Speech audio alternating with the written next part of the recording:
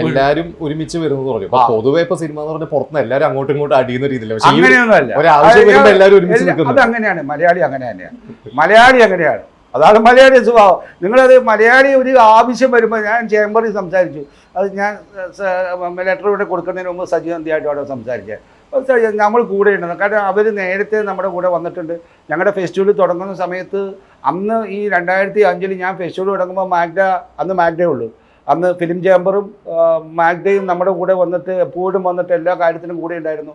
മാഗ്ഡയിലെ ആൾക്കാരും വരുമായിരുന്നു, വന്നിട്ടുള്ളത് ചേംബറിലെ ആൾക്കാരും വരുമായിരുന്നു, പ്രൊഡ്യൂസേഴ്സ് അസോസിയേഷനും വരുമായിരുന്നു.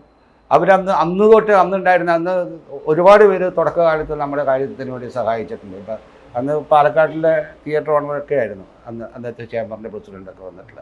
അവരെല്ലാം നമ്മളോട് കൂടെ സഹകരിച്ചുകൊണ്ട് വന്നിട്ട് നമ്മുടെ ഫെസ്റ്റിവലിനെ ഉന്നതിയിലേക്ക് എത്തിക്കാനായിട്ട് പറഞ്ഞു. അപ്പോൾ ഞാൻ എന്ത് ചെയ്യുമ്പോഴും ഞാൻ എല്ലാ അസോസിയേഷനുമായിട്ട് ബന്ധപ്പെടും. കാരണം നമ്മളൊരു കൂട്ടായ്മയിലൂടെ ചെയ്ത ഇൻഡസ്ട്രി എന്ന് പറയുന്നത് എല്ലാ സംഘടനയും കൂടി ചേർന്ന ഇൻഡസ്ട്രി, അല്ലാതെ ഒരു സംഘടന മാത്രമായിട്ടല്ലല്ലോ ഒരു ഇൻഡസ്ട്രി. എല്ലാ സംഘടനയും കൂടിയുള്ള ഒരു കൂട്ടായ്മയിൽ സിനിമ എന്ന് പറയുന്ന ഒരു കല, നിങ്ങളതിനെ മനസ്സിലാക്കണം. അതൊരു കൂട്ടായ്മയുടെയാണ്. ഡിഫറെൻറ്റ് രീതിയിലുള്ള ടെക്നോളജി അതിനകത്ത് യൂസ് ചെയ്യുമ്പോൾ ടെക്നിക്സ് യൂസ് ചെയ്യുന്നുണ്ട്. ഇപ്പോൾ ഒരു സംവിധായകൻ്റെ രീതിയല്ല ഒരു തിരക്കഥാകൃത്തിൻ്റെ പണി വന്നിട്ട്, തിരക്കഥാകൃത്തിൻ്റെ പണിയല്ല വന്നിട്ടുള്ള ഒരു സിനിമോഗ്രാഫിയുടെ പണി. അവരുടെ ജോലിയല്ല വന്നിട്ട് ഒരു എഡിറ്ററുടെ, ഒരു സൗണ്ട് ഡിസൈനറുടെ, അതേപോലെ തന്നെ VFX ചെയ്യുന്നവരുടെ, അതുപോലെ തന്നെ ഇതിൻ്റെ പ്രൊഡക്ഷൻ്റെ ഭാഗം മാനേജ് ചെയ്യുന്നവരുടെ. ഈ പ്രൊഡക്ഷൻ സിനിമയുടെ ഒരു കാര്യം എന്ന് പറഞ്ഞാൽ എല്ലാവരും അതിൻ്റെ പ്രൊഡക്ഷൻ ബോയ് വരെയും വന്നിട്ട് ഇതിൻ്റെ അകത്തേക്ക് ഭയങ്കര അത്യന്താപേക്ഷിതമാണ്. ശരിക്കും സിനിമ അങ്ങനെയാണ്. സിനിമ ഒരു കൂട്ടായ്മയുടെ കലയാണ്. നമ്മൾ സിനിമ എന്ന് പറയുന്നത് ഒരാളുടെ അല്ല, സിനിമ ഒരു കൂട്ടായ്മയിൽ വരുന്ന, അതിനെ നിയന്ത്രിക്കുന്ന ഒരുത്തനാണ് സംവിധായകൻ. അതിനെ വന്നിട്ടുള്ള ഫിനാൻസ് ചെയ്ത് അതിനെ കാര്യങ്ങളെ എത്തിക്കുന്ന ഒരാൾ, അതിൻ്റെ ചുമതല എടുക്കുന്നത് ഒരു പ്രൊഡ്യൂസറാണ്. അപ്പോൾ അവർ ചോദിക്കുന്ന ഒരു ചോദ്യം, ചുവരില്ലെങ്കിൽ ചിത്രം എഴുതാൻ പറ്റുമോ? ശരിയാണ്, ഒരു പ്രൊഡ്യൂസർ വേണം. അപ്പം പക്ഷേ ചിത്രം എഴുതുന്ന ഒരാളാവശ്യമല്ലേ, അല്ലെങ്കിൽ ചിത്രം ഉണ്ടാവില്ലല്ലോ. അപ്പോൾ സംവിധായകൻ ഉണ്ടാവണം, തിരക്കഥാകൃത്ത് ഉണ്ടാവണം. അതിനെ വന്നിട്ടുള്ളതിനകത്തേക്ക് സ്ക്രീനിലേക്ക് എത്തിക്കാൻ ആക്ടേഴ്സ് ആവശ്യമല്ലേ, അപ്പോൾ ആ ആക്ടേഴ്സ് വേണം. അപ്പോൾ പിന്നെ അതിനെ വന്നിട്ടുള്ള നമ്മൾ ഫോട്ടോഗ്രാഫി എടുത്തില്ലെങ്കിൽ പിന്നെ അതെങ്ങനെ ഒരു സിനിമയാവുമോ, അല്ലെങ്കിൽ പിന്നെ അത് നാടകമാവില്ലേ? അപ്പോൾ അതിന് ഫോട്ടോഗ്രാഫർ വേണം. അപ്പോൾ ഒരു സിനിമാറ്റോഗ്രാഫർ അത് എടുത്തു കഴിഞ്ഞാൽ പിന്നെ അതിനെ യോജിപ്പിക്കുകയും കട്ട് ചെയ്യുകയും അതിനകത്തേക്ക് ചെയ്യാൻ ഒരു എഡിറ്റർ വേണ്ടേ, അപ്പോൾ ഒരു എഡിറ്റർ ആവശ്യമാണ്. അപ്പോൾ അതിനകത്തേക്ക് സൗണ്ട് കേട്ടണമെങ്കിൽ സൗണ്ട് വേണ്ടേ, ഇതിന് സ്പെഷ്യൽ എഫക്റ്റ് ചെയ്യണ്ടേ, ഇത് തിയേറ്ററിലേക്ക് എത്തിക്കണ്ടേ. അപ്പോൾ അതിനകത്തൊരു ഡിസ്ട്രിബ്യൂട്ടർ ഉണ്ടാവണം, ഒരു മാർക്കറ്റർ ഉണ്ടാവണം. അതിനെ എക്സിബിറ്റ് ചെയ്താലല്ലേ സിനിമയാവുള്ളൂ. സിനിമ എപ്പോഴും ഉണ്ടാവുന്നത്, സിനിമ പ്രദർശിക്കപ്പെടുമ്പോഴാണ് അത് സിനിമയായി പൂർണ്ണത ബാധിക്കുന്നത്. എന്തുകൊണ്ടാണ് നമ്മൾ പറയുന്നത്, ലൈക്ക് 1895 ഡിസംബറിൽ ലൂമിയർ ബ്രദേഴ്സ് സിനിമ കണ്ടുപിടിച്ച അവരൊന്നുമല്ല. സിനിമ ആദ്യമായിട്ട് കാശ് മേടിച്ച് പ്രദർശിപ്പിച്ചതാണ് അവർ. അതാണ് ആ തിയേറ്ററിൽ ചെയ്തതെന്ന് പറഞ്ഞാൽ ചെറിയ പൈസ. ആദ്യത്തെ വരുന്നത് 35 പേരുണ്ടായിരുന്നു. ആ 35 പേരെന്താ ട്രെയിൻ വന്ന് നിൽക്കുന്നതും ഒരു ഫാക്ടറി, ഇവരുടെ ഒരു സൺബാത്ത് ഫാക്ടറിയിൽ നിന്ന് ഇറങ്ങി വരുന്ന ആൾക്കാരുടെ ഒരു ചിത്രം, അത് വന്നിട്ടുള്ളത് ഇവർ വന്നിട്ട് കൊമേഴ്ഷ്യലായിട്ട് റിലീസ് ചെയ്തു. അതേ സമയത്ത് ലോകത്തിൻ്റെ മറ്റു ഭാഗങ്ങളിലെല്ലാം ഈ പരീക്ഷണങ്ങൾ നടന്നിട്ടുണ്ട്. പല രീതിയിൽ അവർ ഈ ചലിക്കുന്ന ചിത്രത്തിനെ പ്രദർശിപ്പിച്ചിട്ടുണ്ട്. പക്ഷേ നമ്മളതിന് അപ്പോൾ സിനിമ ഒരു പ്രദർശനം ആവശ്യമാണ്. അപ്പോൾ നമ്മൾ അവിടെ ഒരു എക്സിബിറ്റർ മസ്റ്റാണ്. ഈ സിനിമ എന്ന് പറയുന്നത് ചിന്തിക്കുന്നത് തൊട്ട് എക്സിബിറ്റ് ചെയ്യുന്നത് വരെയും വന്നിട്ടുള്ളതിനകത്ത് നിൽക്കുമ്പോഴാണ് അത് സിനിമ പൂർണ്ണതയിലെത്തും. അപ്പോൾ ഞാൻ എല്ലാവരെയും റെസ്പെക്റ്റ് ഞാൻ അന്ന് തൊട്ട് ചെയ്തിരുന്നത്. ഞാൻ ഒരു സിനിമ പഠിക്കുന്ന ഒരുത്തനാണ്. ഞാൻ ഇൻസ്റ്റിറ്റ്യൂട്ടിൽ പോയി പഠിച്ചതിന് ശേഷവും ഞാൻ എൻ്റെ ജീവിതകാലം മുഴുവൻ ഞാൻ സിനിമ സ്റ്റഡീസിന് നിൽക്കണമല്ല. അപ്പോൾ എൻ്റെ കാഴ്ചപ്പാടുകൾ എപ്പോഴും വന്നിട്ട് ആ തരത്തിലാണ്. ഞാനൊരു ആക്ടറായി വന്നതെന്ന് പറയുന്നത് ഞാൻ ആ തരത്തിൽ എനിക്ക് പെർഫോമിങ് ഇഷ്ടമായതുകൊണ്ട് ഞാൻ ആക്ട് ചെയ്തു. ഞാൻ കുറേ കഴിഞ്ഞ് പപ്പയുടെ സ്വന്തം അപ്പൂസ് കഴിഞ്ഞപ്പോൾ ഞാൻ വിചാരിച്ചു ഇത് മാത്രമല്ല എൻ്റെ ജോലി, ഞാൻ കോൺസെൻട്രേറ്റ് ചെയ്ത് ഞാൻ അപ്പം നിർത്തി. പിന്നെ ഒരുപാട് വർഷം നിങ്ങൾ എൻ്റെ കഥ. ശരിക്കും ആ ഒരു തീരുമാനം എന്താ, കാരണം അത്ര ഹിറ്റായി ഒരു റീ എൻട്രി കിട്ടി, ഒരു ബ്രേക്ക് എടുത്ത ശേഷം വന്ന സിനിമയായിരുന്നു പപ്പയുടെ സ്വന്തം അപ്പൂസ്. അല്ല അത് ഭയങ്കര, ഞാൻ തമിഴിൽ അഭിനയിച്ചിരിക്കുന്നുണ്ട്, മലയാളത്തിൽ ഹിറ്റായിട്ട് സിനിമ. പക്ഷെ പിന്നെ അങ്ങോട്ട് പോയി അവിടുന്ന് വിട്ടിട്ട്. ഞാൻ അതിന് ഒരു ഹിറ്റ് വെയിറ്റ് ചെയ്യായിരുന്നു. ഞാൻ നിർത്താനായിട്ട് എനിക്കൊരു ഹിറ്റ് ആവശ്യമാണ്. ഒരു കറക്റ്റ് പോയിന്റിൽ വേണം ഞാൻ നിർത്താനായിട്ട്. അതിനുവേണ്ടി ഞാൻ ഇങ്ങനെ അഭിനയിച്ചുകൊണ്ടിരിക്കുകയായിരുന്നു. പപ്പയുടെ സ്വന്തം അപ്പൂസ് അങ്ങനെ സൂപ്പർ ഡൂപ്പർ ഹിറ്റായി. അതിന് ഒരുപാട് കാര്യങ്ങളുമുണ്ട്.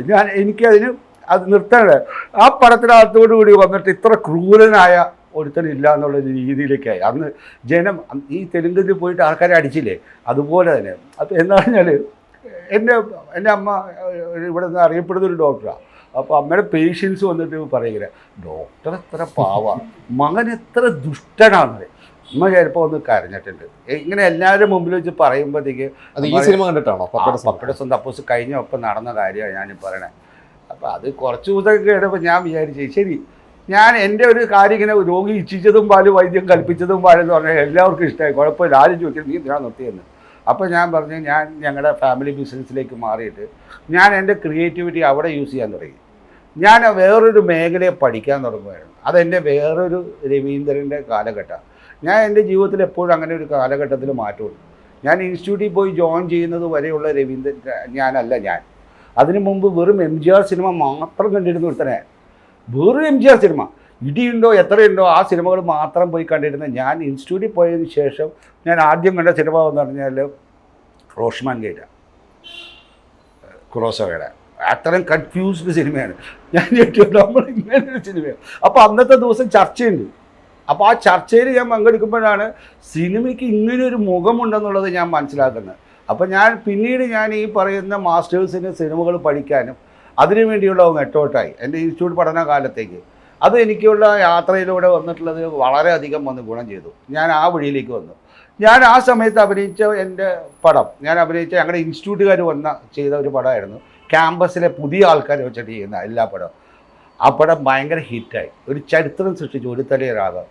ഞാൻ ഒറ്റ നൈറ്റ് കൊണ്ട് സൂപ്പർ സ്റ്റാർ ലെവലിലേക്ക് എത്തി. അതൊന്നും ഞാൻ പറഞ്ഞു, നമ്മളത് ചുമ്മാ റോഡിൽ കൂടിയൊക്കെ നടന്ന് കിടക്കാൻ. ഞാൻ പിറ്റേ നോക്കുമ്പോൾ ആൾക്കാരുടെ ബഹളം.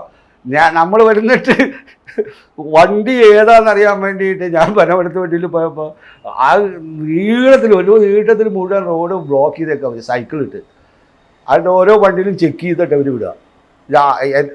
നമ്മൾ ശരിക്കും അന്തം വിട്ടു, ഇങ്ങനെയൊക്കെ ഉണ്ടോ താര. അങ്ങനെ വന്നതോടുകൂടി ഞാൻ പിന്നെ കാണുന്നത് കമലഹാസൻ സാറിൻ്റെയും രജനീകാന്തിൻ്റെയൊക്കെ ഉള്ള ഈക്വൽ റോളുകൾ ചെയ്യാൻ കിട്ടുന്ന ഒരു അവസരമാണ്. ഒരു 40 അടിയുടെ എൻ്റെ കട്ടൗട്ട് മുമ്പൂട്ടി അതിനെക്കുറിച്ച് എഴുതിയിട്ടുണ്ടെന്ന് പറയാറുണ്ട്. കമലഹാസനും ഞാനും കൂടി നിൽക്കുന്നതൊക്കെയാണ് അവിടെ വരുന്നത് ആ കാലഘട്ടത്തിൽ. അപ്പം ഞാൻ സ്റ്റാർഡത്തിന് ശരിക്കും വന്നിട്ട് വളരെയധികം ചെറുപ്പത്തിൽ എനിക്ക് അനുഭവിക്കാൻ പറ്റുന്നതിനെല്ലാം അതല്ല. എനിക്ക് തിരിച്ചു കിട്ടില്ല. അപ്പം ഞാൻ പപ്പടം എന്താപ്പൂസ് വരുമ്പോൾ 3-4 കാരണങ്ങളിൽ ഒന്നതാണ്. ഞാനിനി എത്ര പിടിക്കാൻ അതിനകത്തല്ല, ഇനി ആ ജീവിതം എൻ്റെ കയ്യിൽ. ആ കാലഘട്ടം ഞാൻ അനുഭവിച്ചു. അതിനകത്തേക്ക് ഞാൻ ഇനി എത്തപ്പെടാനല്ല ഞാൻ നോക്കേണ്ടത്, ഞാൻ വേറൊരു മുഖമാണ് എത്തേണ്ടത്. അതിനൊരു നിമിത്തമായിട്ട് ഇത് മാറുകയാണെന്നുള്ളത് എനിക്ക് തോന്നലുണ്ട്. അപ്പോൾ ഞാൻ ഒരു ഹിറ്റിലൂടെ എനിക്ക് ഒഴിയാൻ പറ്റും. എൻ്റെ സ്ട്രാറ്റജി ഞാൻ ആലോചിച്ച 2-3 കാര്യങ്ങളിൽ അതായിരുന്നു. പക്ഷെ അപ്പോൾ എല്ലാവരും ഭയങ്കര മണ്ടത്തിലാണ്, നീ തിരിച്ചു വരില്ല. അതെൻ്റെ ഭാഗ്യമോ കഷ്ടകാലോ ഞാൻ പറഞ്ഞെങ്കിൽ. കാരണം അഭിനയിച്ച ഒരു തന്നെ എന്നും വന്നിട്ട് മുഖത്ത് ചായ ഇട്ടവൻ എന്നും തിരിച്ച് ഇടയ്ക്കിടയ്ക്ക് ഒന്ന് ചായ ഇടണം. അപ്പോൾ അതുണ്ടാവുമല്ലോ. അപ്പോൾ അതുണ്ടാവില്ല അങ്ങനെ. പക്ഷേ എന്നെ സംബന്ധിച്ചോളം അങ്ങനെയല്ലായിരുന്നു. കാരണം ഞാൻ ആലോചിച്ചപ്പോൾ ഞാൻ അതിനു വേണ്ടിയല്ല, അതിൻ്റെ മുകളിലേക്ക് ഇനി ഈ ഷാഡത്തിനെ ഞാൻ നിലനിർത്താനോ അല്ലെങ്കിൽ ഞാൻ അത്തരത്തിലുള്ള കാര്യത്തിനേക്കാളും ഉപരിയായിട്ട് ഞാൻ അതിനുള്ളിൽ ഞാൻ സിനിമ പഠിച്ച ഒരു കാലഘട്ടം ഉണ്ടായല്ലോ, ഇൻ്റർനാഷണൽ ആ സിനിമയിൽ നിന്ന് ഞാൻ മാറി നിന്നാണല്ലോ ചിന്തിക്കുന്നത്. അപ്പോൾ അത്തരം സിനിമകളിലേക്ക് ഞാൻ എത്തപ്പെടാനും അത്തരം സിനിമകളെക്കുറിച്ച് കൂടുതൽ അക്കാഡമിക്കലായിട്ട് പഠിക്കാനുമുള്ള ഒരു കാര്യത്തിനെ ഞാൻ വന്നിട്ട് എടുക്കാനായിട്ട് തുടങ്ങി. അവിടെയാണ് നമ്മൾ മാറ്റം ഉണ്ടാവേണ്ടത്, തീരുമാനം എടുത്തത്. അപ്പോൾ പിന്നെ എൻ്റെ ഒരു സാഹചര്യത്തിൽ ഞാൻ എന്ത് ചെയ്യണം? നിങ്ങൾ പറ. അല്ലേ, നിങ്ങൾ പറ, എനിക്കൊന്ന് അറിയാൻ വേണ്ടിയാണ് ഞാൻ ചെയ്ത ഡിസിഷൻ. പുതിയ എടുക്കണം. ഞാനത് എടുത്തുകൊണ്ടല്ലേ എനിക്കിന്ന് ഇങ്ങനെ നിങ്ങളോട് ഈ രീതിയിൽ സംസാരിക്കാൻ പറ്റിയത്. ഞാനൊരു ആക്ടറായിരുന്നെങ്കിൽ ഞാൻ എൻ്റെ പടം റിലീസാവുന്നതിനെ കുറിച്ച് മാത്രമല്ലേ ഞാൻ ചിന്തിക്കുള്ളൂ. ഞാൻ വേറൊരാളുടെ പടത്തിനെ കുറിച്ച് ചിന്തിക്കണം? ഇന്ന് എനിക്ക് ധൈര്യമായിട്ട് വന്നിട്ടുള്ള വേറൊരാളെ പ്രൊമോട്ട് ചെയ്യുക, പലരുടെ ഷോർട്ട് ഫിലിമുകൾ എനിക്ക് പ്രൊമോട്ട് ചെയ്യാനുള്ളൊരു പ്ലാറ്റ്ഫോം എനിക്ക് ഉണ്ടാക്കാൻ സാധിക്കും. കാരണം എനിക്കതിനകത്ത് വലിയ പ്രശ്നമില്ല. കാരണം ഞാൻ അതിൽ നിന്ന് മാറിയില്ലേ, അതിൽ നിന്ന് മാറി ഞാൻ നിന്ന് കാര്യങ്ങൾ ചെയ്തു. അപ്പോൾ എനിക്ക് അതിന് കാരണങ്ങളുണ്ട്. ഞാൻ ആ സമയത്ത് തമിഴ്നാട്ടിലെ എല്ലാ റവല്യൂഷണറി മൂവ്മെൻറ്റുമായിട്ട് ഞാൻ അടുത്തിരിക്കുന്ന ഒരു സമയം കൂടിയായിരുന്നു. എനിക്കൊരു ഐഡിയോളജി എനിക്കുണ്ടായിരുന്നു. ഞാനൊരു ഹ്യൂമനിസ്റ്റാണ്. ഞാൻ ഹ്യൂമൻ കാര്യങ്ങളെക്കുറിച്ചിട്ട് വളരെയധികം ചിന്തിക്കുന്നവനാണ്. ഞാൻ ഖത്താറിനൊപ്പം ജീവിച്ചിട്ടുണ്ട്, ഇപ്പോൾ പീപ്പിൾസ് വാർ ഓർഗനൈസേഷൻ. കാരണം അവരുണ്ടാക്കുന്ന കാര്യങ്ങളിൽ എനിക്ക് വിശ്വാസമുണ്ട്. അവർ വൻമുറ മീൻസ് അക്രമ കാര്യങ്ങളിലല്ല, ഞാൻ തമിഴിൻ്റെ ഒരു വാക്ക് പറഞ്ഞത്. അതിലല്ലാത്ത വന്നിട്ടുള്ള ന്യായമായ ചോദ്യങ്ങളുണ്ട്. ഈ കല്ലുണ്ടാക്കിയത് നമ്മളാണ്, അത് ശരിയാക്കുമ്പോൾ നമുക്ക് അവിടെ കയറാൻ പറ്റുന്നില്ല എന്നുള്ള അവരുടെ ചോദ്യത്തിന് അർത്ഥമുണ്ട്. ഖത്താറിനെ പോലെയുള്ള വലിയൊരു കലാകാരനാണ് അദ്ദേഹമാണ് ആ കംപ്ലീറ്റ് ട്രൈബൽസിനെ കൊണ്ടുവന്ന് നടന്നത്. ഞാനൊരു സിനിമ അവർക്ക് വേണ്ടി ഉണ്ടാക്കി. പക്ഷെ അത് LTT ഒക്കെ ഇട്ടായിരുന്നുകൊണ്ട് LTT അപ്പോൾ ബാൻ ചെയ്തപ്പോൾ ആ സിനിമ പിന്നെ നമുക്ക് തുറന്ന് എടുക്കാൻ പറ്റിയില്ല. PC ശ്രീറാമായിരുന്നു എൻ്റെ ക്യാമറമാൻ.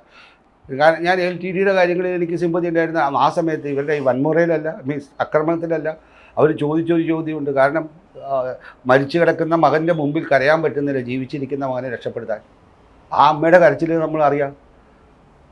അങ്ങനെയുള്ള തമിഴന്മാരെ നമ്മൾ കണ്ട് നമ്മളതിൻ്റെ ഒരു വർഗ്ഗമല്ലേ, നമുക്കൊരു ബോധം ഉണ്ടാവില്ലേ, നമ്മുടെ ഒരു തമിഴ് സ്നേഹം നമ്മൾ അതിൻ്റെ ഒരു ഭാഗമല്ലേ. ലാംഗ്വേജ് കൊണ്ടായാലും നമ്മുടെ ഒരു ദ്രാവിഡ സ്നേഹം ഇന്നും എല്ലാവരിലും ഉണ്ടാവും. അതൊരു മൂവ്മെൻ്റാണ്. ഞാൻ അവിടെ ഇരുന്നുകൊണ്ടായിരിക്കാം എന്നെ അത് ഇൻഫ്ലുവൻസ് ചെയ്തിരുന്നു. ആ കാലഘട്ടത്തിലാണ് ഞാൻ ഈ ഇത് വരികയും ഞാൻ തെരുക്കൂത്തിനെ കുറിച്ച് റിസർച്ച് ചെയ്യാനൊക്കെ പോകുന്നത്. ഞാൻ പഠിക്കാൻ തുടങ്ങിയ സമയത്ത് ഞാൻ നോക്കി ഇതൊക്കെ കറക്റ്റ് ടൈമിൽ വന്ന് പെട്ടപ്പോൾ I thought this is the right time to actually get into another world and experiment my life. അതിന് എനിക്ക് സാധ്യതയുണ്ടായി. സാധ്യതയില്ലെങ്കിൽ ഞാൻ ചെയ്യില്ലായിരുന്നു. അപ്പോൾ എനിക്കതിന് തുടങ്ങി. ഞാൻ ജനിച്ച വീടും ഞാൻ ചെയ്ത കാര്യങ്ങളും എൻ്റെ പാശ്ചാത്തലമൊക്കെ വന്നിട്ട് എനിക്കതിന് വളരെയധികം ഗുണം ചെയ്യുന്ന ഒരു അവസ്ഥയായി കഴിഞ്ഞപ്പോൾ എനിക്കത് ചെയ്യാൻ പറ്റി. ഇപ്പോഴും എനിക്കത് ചെയ്യാൻ പറ്റുന്നതാണ്. ഞാൻ അത് ചെയ്യുന്നുണ്ടോ ഇല്ലയോ. ഇപ്പോൾ ഞാൻ എത്രയോ സിനിമകൾ എനിക്ക് ചെയ്യാൻ പറ്റിയിട്ടില്ല. ഞാൻ ഓടിയ പല സിനിമകളിലും ഞാൻ ഭാഗമാവേണ്ടവനായി. ഇപ്പോഴും ഈ കഴിഞ്ഞതിലും ഓടിയ ഹിറ്റായ, ഇപ്പോൾ ഓടിയ ഏറ്റവും ഹിറ്റായ ഹോട്ടലും ഞാൻ അവസാന സമയത്ത് എനിക്ക് ചെയ്യാൻ പറ്റാതെ മാറിയതാണ് അത്. അപ്പോൾ അതൊന്നും ഞാൻ അതിനകത്ത്, ഞങ്ങൾ സുഹൃത്തുക്കളാണ് ഇപ്പോഴും. ആൻ്റോൻ്റെ പടം, രേഖാചിത്ര. അപ്പോൾ അതിനകത്തൊന്നും ഞാൻ ശരിക്കും എന്താ പറഞ്ഞാൽ അതൊരു വിഷയമല്ല. കാരണം ഞാൻ അതിനകത്ത് ഞാൻ ഇടപെട്ടിരിക്കുന്ന എൻ്റെ ഐഡിയോളജി പരമായിട്ട് ഞാൻ ഓരോ ജീവിതത്തിൽ ഓരോരുത്തർക്കും ഓരോ ചിന്തകളുണ്ട്. ശരിയാണ്. എന്നെ ഒരു പരിധിയിൽ വന്നിട്ട് നിങ്ങളല്ല ഞാൻ അറിയപ്പെടുന്നത് ഒരു ഡിസ്കോ രവീന്ദ്രനായിട്ടായിരിക്കാം. ഞാൻ അതിനെ ഇഷ്ടപ്പെടുന്നു, കുഴപ്പമില്ല. നിങ്ങളതിനെ കാണുന്നു, ഞാൻ ഡാൻസ് ചെയ്യും, ശരിയാണ്, എനിക്കത് ഇഷ്ടമാണ്. പക്ഷെ അതേ സമയത്ത് ഞാൻ എൻ്റെ ഇൻ്റലക്ച്വാലിറ്റിയിൽ ഞാൻ വന്നുള്ളതിനെ കീപ്പ് ചെയ്യുന്നുണ്ട്. അത് ഞാൻ പുറത്ത് പോയപ്പോൾ ഞാനൊരു സ്പേസ് ഉണ്ടാക്കി. ഇതെത്താത്ത വേറൊരു അറബ് നാടുണ്ട്. അവിടെ ഞാൻ വളരെ സീരിയസ് ആയിട്ടുള്ള സിനിമകളെക്കുറിച്ചിട്ടും അതിൻ്റേതായിട്ടുള്ള പല തിയറീസിനെ കുറിച്ചിട്ടും, ലൈക്ക് ന്യൂറോ സയൻസിനെ കുറിച്ചും സൈക്കോളജിയെക്കുറിച്ചിട്ടും ഫിലോസഫിക്കൽ സിനിമയെക്കുറിച്ചിട്ടും എല്ലാം എനിക്ക് ക്ലാസ് എടുക്കാനുള്ള സാധ്യതയായി. ഞാൻ അതിന് ഉപയോഗിക്കാനുള്ള എൻ്റെ ഒരു ഭാഗം ഞാൻ ഏറ്റെടുത്തു. അപ്പോൾ എനിക്ക് എൻ്റെ ജീവിതത്തിന് എൻ്റെ ഇഷ്ടത്തിന് എനിക്ക് കൊണ്ടുപോകാൻ പറ്റിയില്ല. പിന്നെന്താ, ഞാനതല്ലേ നോക്കാൻ ശ്രമിക്കുക. ഞാൻ എപ്പോഴും നമ്മൾ നിൽക്കുന്നത് കൊണ്ട് നമ്മൾ ഹാപ്പി ആയിട്ടിരിക്കുക. ആ ഹാപ്പി ആവാൻ നമുക്ക് ഇഷ്ടമുള്ളത് ചെയ്യാനുള്ള സ്വാതന്ത്ര്യം കിട്ടുക, അത് മേടിച്ചെടുക്കലായിരുന്നു എൻ്റെ ഏറ്റവും വലിയ ജോലി. ഞാൻ എൻ്റെ ഇഷ്ടത്തിനാണ് ജീവിക്കുന്നത്. ഞാൻ എൻ്റെ ഇഷ്ടത്തിനകത്ത് എൻ്റെ ആഗ്രഹങ്ങൾ, എൻ്റെ മനസ്സിനകത്തിരിക്കുന്ന ഞാൻ ചെയ്യാനുള്ള കടമകളെ ഞാൻ ചെയ്യാനായിട്ട് നിർത്തിക്കൊണ്ടേയിരിക്കും. അതിൽ ഞാൻ ഭയങ്കര സന്തോഷം കണ്ടെത്തുന്നുണ്ട്.